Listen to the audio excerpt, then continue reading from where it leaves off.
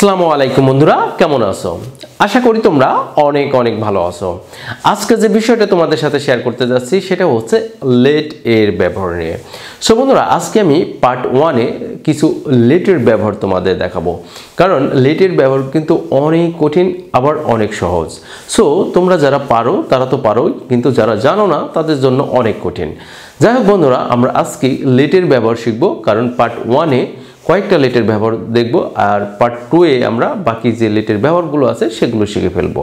আর বিশেষ করে এই লেটের ব্যবহারটা শিখতে হলে যেটা করতে হবে, তোমাদের প্রথম থেকে শেষ পর্যন্ত ভিডিওটা দেখতে হবে, যাতে করে আমরা পার্ট 2টাও কিন্তু ভালোভাবে শিখতে পারি।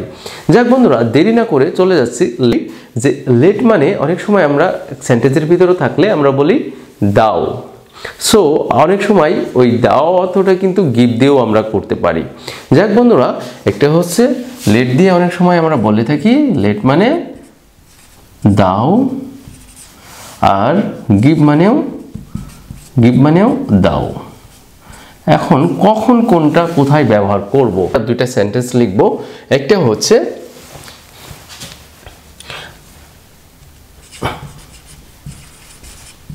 আমাকে। সো বন্ধুরা, এই সেন্টেন্সগুলো আমরা কিভাবে করব দেখো। এখানে বলছে আমাকে কলম দাও, আমাকে কলম দে, আমাকে কলম দেন। তাহলে বন্ধুরা, এই সেন্টেন্সগুলো কিভাবে করব? আর এখানে আর কয়েকটা সেন্টেন্স আমি লিখি। দেখো, যদি বলা হয় আমাকে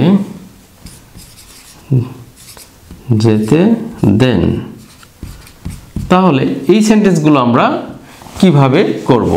এখন দেখো, এখানে বলছে আমাকে কলম দাও, আমাকে কলম দে, আমাকে কলম দেন, আমাকে যেতে দাও, আমাকে যেতে দে, আমাকে যেতে দেন।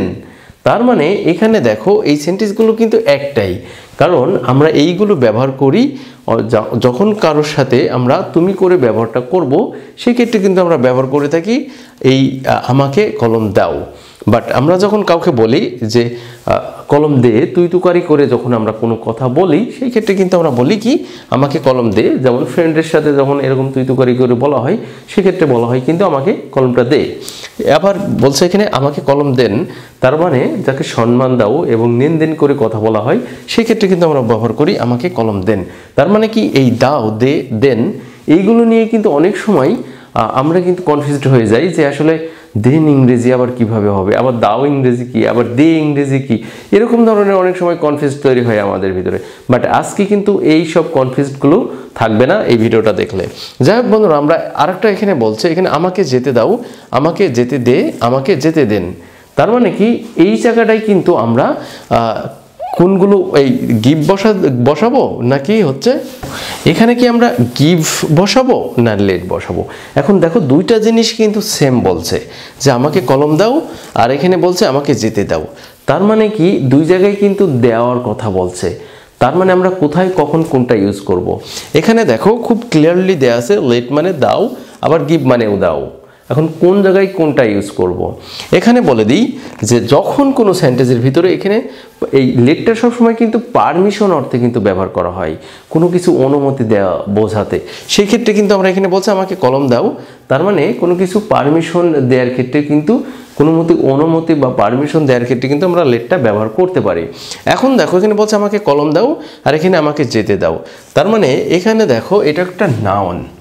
যখন নাউন হবে সেক্ষেত্রে আমরা কি ব্যবহার করতে পারি? গিভ। মনে রাখো কিন্তু এটা তোমাদের মাথার ভিতরে ধরে রাখতে হবে, যখন এই আমাকে কলম দাও এর ভিতরে যখন নাউনকে উদ্দেশ্য করে বলা হবে, সেই ক্ষেত্রে কিন্তু আমরা কি বসাবো? গিভ বসাবো। আর যদি আমাকে যেতে দাও, তার মানে কি এখানে ভার্বকে নির্দেশ করছে।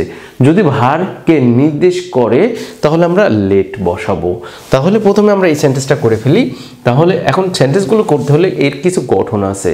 এর গঠনটা হচ্ছে, প্রথমে আমাদের যেটা বসাতে হবে সেটা হচ্ছে লেট। এই সেন্টেন্সটার আমরা যে যখন লেটের ব্যবহারটা করব তখন লেটের একটা গঠন আছে, সেই গঠনটা আমরা এখানে লিখে দেব। তার আগে আমরা এখানে দেখি যে দেখো, এখানে বলছে আমাকে কলম দাও। সেই ক্ষেত্রে দেখো এর অর্থ কি? গিভ মি পেন, আমাকে কলম দাও। এটার অর্থ হচ্ছে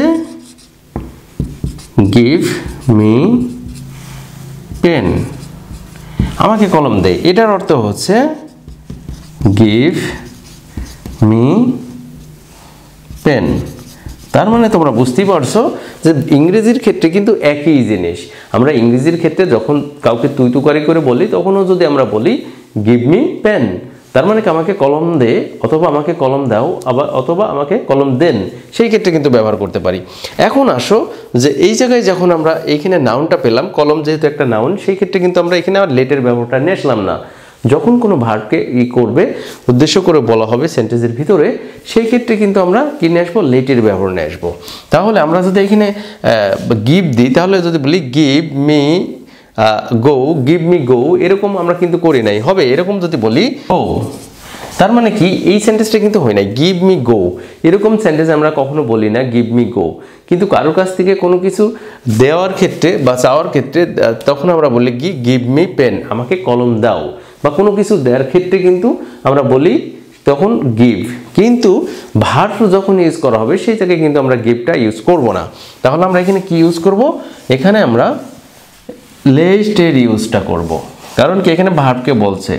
তাহলে আমরা লেট মি গো, তার মানে কি লেট মি গো, এটার অর্থ হচ্ছে আমাকে যেতে দাও। আবার বলছে লেট মি গো, তার মানে কি এটার অর্থ হচ্ছে আমাকে যেতে দে। আবার এটার অর্থ বলছে লেট মি গো, তার মানে কি এটাও বলছে যে আমাকে যেতে দেন। তার মানে একটা বলছে আমাকে যেতে দাও, একটা বলছে আমাকে যেতে দে, একটা বলছে আমাকে যেতে দাও, কলম দাও, সেই ক্ষেত্রে কিন্তু এটা আমরা বলতে পারি। এই জিনিসটা যেহেতু এই নাউনকে উল্লেখ করছে যে আমাকে কলম দাও, আমাদের সেটা মনে রাখতে হবে। এখন আসো এই সেন্টেন্সটা যদি বলে যে আমাকে কলমটি দাও একসাথে যদি থাকে, তাহলে আমরা কি করব, অবশ্যই V1 প্লাস এরপরে যদি কোনো অবজেক্ট থাকে বা এক্সটেনশন থাকে সেটা আমরা এখানে বসায় দিতে পারি। তাহলে এখানে যদি আমরা বসাতে পারি। এখন আসো এরকম ধরনের সেন্টেন্স যদি আমি এখানে একটা করি, যেহেতু এর আগে যেটা করলাম যে আমাকে যেতে দাও, তাহলে কি বসলো লেট মি গো। তার মানে এখানে দেখো প্রথমে লেট মি গো, তার মানে এই প্রথমটা যেটা লেট বসালাম, এরপর একটা অবজেক্ট বসালাম, তারপরে V1, তার মানে গো মানে যেতে দাও, সেটাও কিন্তু আমরা এখানে বসাই দিলাম। এখন আসো যদি বলা হয় যে আমাকে কলমটি দাও, প্রথমে যদি বলে যে কলম দাও বা তাহলে এই ক্ষেত্রে আমরা কি বসাবো, আমাকে কলমটি কিনতে দাও, সেই ক্ষেত্রে আমরা কিন্তু এখানে প্রথমে আমরা কি বলছিলাম যে একটা লেটের ব্যবহার করব, লেট, এরপরে বলছে অবজেক্ট। এখন কাকে বলছে, আমাকে বলছে, তাহলে লেট মি, তাহলে লেট মির পরে বলছে V1। এখন V1 কোনটা হবে, V1 হচ্ছে এখানে দেওয়া, তাহলে এখানে বলছে কি করতে বলছে, কলমটি কিনতে দেওয়া, তাহলে কিনা ইংরেজিটা কি, buy, let me buy the pen. I hope তোমরা বুঝতে পারছো। যদি শুধুমাত্র একজনকে বলতো, এখানে যেহেতু ভার্ব নিয়ে এসেছি, বলছি যে ওর ভিতরে যদি ভার্ব থাকে তখন কিন্তু অবশ্যই কি ব্যবহার করতে হবে, লেটের ব্যবহার নিয়ে আসতে হবে। আর যদি ভার্ব না থাকে, যদি বলে কলম দাও, কলমটি দাও, সেই ক্ষেত্রে কি হবে, কলমটি দেওয়ার ক্ষেত্রে কিন্তু এই দেওয়ার ক্ষেত্রে কিন্তু আমরা গিভ ব্যবহার করব। আই হোপ তোমরা বুঝতে পারছো, যখন দেওয়ার ক্ষেত্রে হবে তখন গিভ ব্যবহার করব যদি নাউনকে উল্লেখ করে। আর যদি ওই নাউন এবং ভার্ব দুটোই একসাথে থাকে, এখানে দেখো ভার্বও আছে এবং নাউনও আছে, কিনা একটা ভার্ব এবং এসে কলমটা একটা নাউন, সেই ক্ষেত্রে কিন্তু আমরা ব্যবহার করলাম let me buy the pen. তার মানে কি দুটোকেই কিন্তু আমরা যখন ভার্ব এবং নাউন দুটোও থাকবে তখন কিন্তু আমরা এই নিয়মটাই ফলো করব আর লেটের ব্যবহারটা করব, লেটের ব্যবহার করব। আর যদি শুধুমাত্র আমাকে কলম দাও, তার মানে শুধুমাত্র নাউনকে বলা হয়, সেই ক্ষেত্রে কিন্তু আমরা কি ব্যবহার করব, গিভ ব্যবহার করব। আমাকে মোবাইলটি দাও, give me phone, mobile phone, give me mobile phone, আমাকে যদি বলে give me the mobile phone, আমাকে মোবাইল ফোনটি দাও, সেই ক্ষেত্রে কিন্তু আমরা গিভের ব্যবহার করতে পারি। আর যদি বলো সেই জায়গায় অন্য জায়গায় যদি বলো আমাকে যেতে দাও, আমাকে খেতে দাও, সেই ক্ষেত্রে কি হবে, লেট মি ইট, আমাকে খেতে দাও, লেট মি ইট, আমাকে খেতে দাও। যদি বলা হয় আমাকে ভাত খেতে দাও, সেই ক্ষেত্রেও কিন্তু আমরা লেটের ব্যবহার করতে পারি। যদি বলে আমাকে খেতে দাও, এরকম হয় যে লেট মি ইট, আমাকে খেতে দাও। এর অর্থটা হচ্ছে আমাকে খেতে দাও। আমরা যদি এটাকে যদি বলি যে আমাকে ভাত খেতে দাও, তাহলে কি হবে?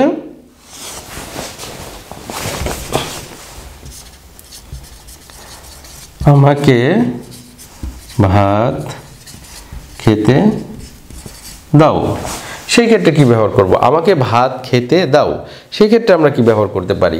তাহলে এখানে দেখো আমরা এখানে ব্যবহার করতে পারি লেট মি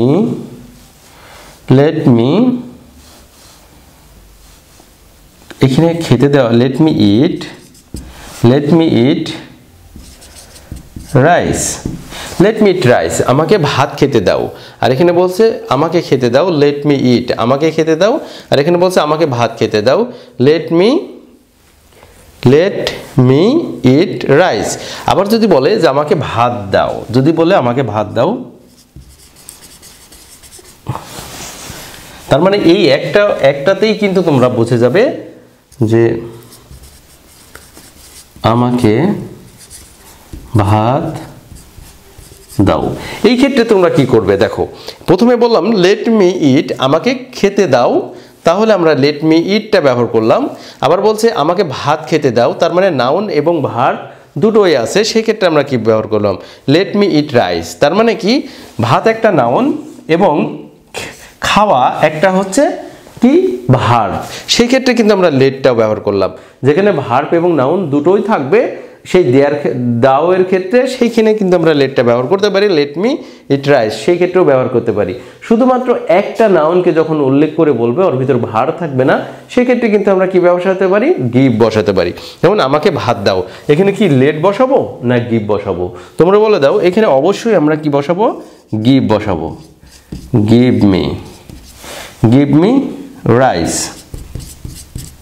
মি রাইস, তাহলে আমাকে ভাত দাও, গিভ মি রাইস। এখানে কিন্তু লেট বসালে, লেট মি রাইস, এইটা হবে না। লেট মি, কাউকে যদি বলো লেট মি রাইস, তাহলে হবে না, কি বলতে হবে? Give me rice. আবার যদি বলো যে খেতে দাও, সেই ক্ষেত্রে কিন্তু কি বলবা? লেট মি ইট, খেতে দাও। আর যদি বলো ভাত দেওয়ার কথা, সেই ক্ষেত্রে কি বলবা? Give me rice, give me some rice. এই ক্ষেত্রে কিন্তু তোমরা বলতে পারো গিভ মি রাইস। এবং লেট, তোমরা তো যদি বলো যে ভার্ব এবং নাউন যদি একসাথে থাকে, তাহলে আমরাও কিন্তু লেটের ব্যবহার করব। এখানে যেমন বলে দিলাম আমাকে কলমটি কিনতে দাও, সেই ক্ষেত্রে কিন্তু let me buy the pen, আমাকে কলমটি কিনতে দাও। তার মানে যদি বলতো শুধু কলমে দেওয়ার কথা, এই যে গিভ মি পেন, কলমটি দাও, শুধুমাত্র নাউনকে উল্লেখ করছে, কলমটি দাও, তাহলে গিভ মি পেন। আর যদি বলে কলমটি কিনতে দাও, তাহলে let me buy the pen. I hope তোমরা বুঝতে পারছো যে একই সেন্টেন্সের ভিতরে যদি শুধুমাত্র নাউনকে উল্লেখ করা হয় দাও বলে, সেক্ষেত্রে কিন্তু আমরা শুধুমাত্র গিভের ব্যবহার নিয়ে আসতে পারি, গিভের ব্যবহার। আর যদি ভার্ব নিয়ে আসে, শুধু ভার্ব, সেই ক্ষেত্রে আমরা কিন্তু যদি ভার্ব নিয়ে আসে, তাহলে আমরা লেটের ব্যবহার নিয়ে আসবো। তাহলে আমাকে যদি বলা হয় যে আমাকে কিনতে দাও, সেই ক্ষেত্রে কি হবে? আমাকে কিনতে দাও। যদি বলা হয় আমাকে কিনতে দাও, সেই ক্ষেত্রে লেট ব্যবহার হবে, লেট মি বাই, আমাকে কিনতে দাও। এখন বলছে লেট মি বাই, আমাকে কিনতে দাও, কি কিনতে দাও? Pen, the pen. যদি ভার্ব সহ ওর সাথে নাউন থাকে, তাহলে আমরা নেটের ব্যবহার করব। শুধু ভার্ব থাকলে লেটের ব্যবহার করব। আর শুধুমাত্র একটা নাউন যদি ওর ভিতরে নাউন থাকে, সেক্ষেত্রে কিন্তু আমরা গিভের ব্যবহার করব। যেমন এই ক্ষেত্রে করলাম গিভ মি রাইস অথবা গিভ মি পেন, শুধুমাত্র নাউনকে বলা হয়েছে এখানে যে ওটা দাও, সেই ক্ষেত্রে কিন্তু আমরা গিভের ব্যবহার করলাম। তাছাড়া ভার্ব থাকলে আমরা লেটের ব্যবহার করব, অথবা ওই নাউনের সাথে যদি আবার ভার্ব থাকে, যেমন নাউনের সাথে যেখানে ভার্ব আছে, আবার এই যে রাইসের ক্ষেত্রে আছে আমাকে ভাত খেতে দাও, তারপরে ভার্ব এবং নাউন দুটোই আছে, সেক্ষেত্রে কিন্তু আমরা লেটের ব্যবহার করলাম। যাক বন্ধুরা, খুবই বাংলা ভাষায়, সহজ ভাষায় তোমাদের লেটের ব্যবহার শেখালাম। শুধুমাত্র আজকে একটা ব্যবহার আমরা করতে পেরেছি, একটা মানে দুইটা, একটা হচ্ছে গিভ মানে দেওয়া এবং লেট মানেও দাও, এই গিভ মানেও দাও, লেট মানেও দাও, এই ক্ষেত্রে কিন্তু আমরা ব্যবহারটা করলাম। আরেকটা জিনিস, দাও, দেন, দে, এইগুলো তো তোমরা অবশ্যই জানো, এগুলো কিন্তু শেখার কিছু নেই। আর আজকে শুধুমাত্র শিখলাম যেটা লেট প্লাস এইখানে অবজেক্ট আছে, অবজেক্টগুলোর পরে যে ভার্বটা থাকবে সেটা হচ্ছে V1 হবে, আই মিন ভার্বের প্রেজেন্ট ফর্ম হবে। আর যদি এক্সটেনশন বা কোনো অবজেক্ট থাকে সেটা এখানে আমরা তো বাকি অংশ বসাই দিয়েছি যে অবজেক্টটা থাকে। এখানে কিন্তু অবজেক্ট দুইটা, এখানে মি মানে আমাকে, এটাও কিন্তু একটা অবজেক্ট, এরপর এক্সটেনশন যেটা আছে সেটাও কিন্তু একটা কি অবজেক্টও বলতে পারি আমরা, বাকি অংশ বলতে পারি। যাই হোক বন্ধুরা, এখানে দেখো এরকম ধরনের সেন্টেন্স আমরা এখানে শুধুমাত্র এক জায়গায় করেছি, সেটা হচ্ছে শুধুমাত্র আজকে আমরা লেটের ব্যবহার এখানে শিখলাম যে এই লেট মির পরে একটা যদি ভার্ব থাকে সেটা হচ্ছে, যদি মাত্র কোনো সেন্টেন্সের মধ্যে ভার্ব থাকে সেটা লেটের ব্যবহার করলাম, অথবা ভার্ব এবং নাউন একসাথে থাকলে লেটের ব্যবহার, আর শুধুমাত্র নাউন থাকলে গিভের ব্যবহার। আজকে